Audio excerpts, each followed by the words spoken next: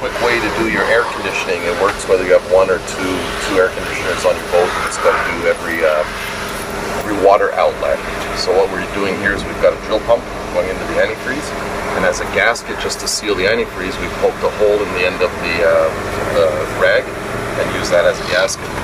So I'm going to pump antifreeze in, and you'll see it come out the other side. Okay, this drill pump will start to work.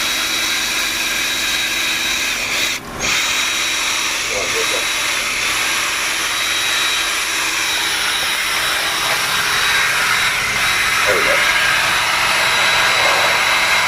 So right now the antifreeze is pushing it backwards, and it's going to come out the intake of the AC.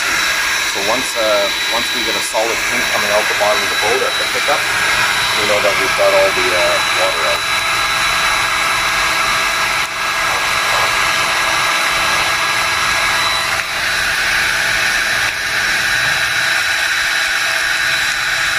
Starting to come pink now. And there you go, you got a pretty solid pink. I'll just run a little bit extra through. And that's it, we're all done with the air conditioning. You don't have to disconnect anything.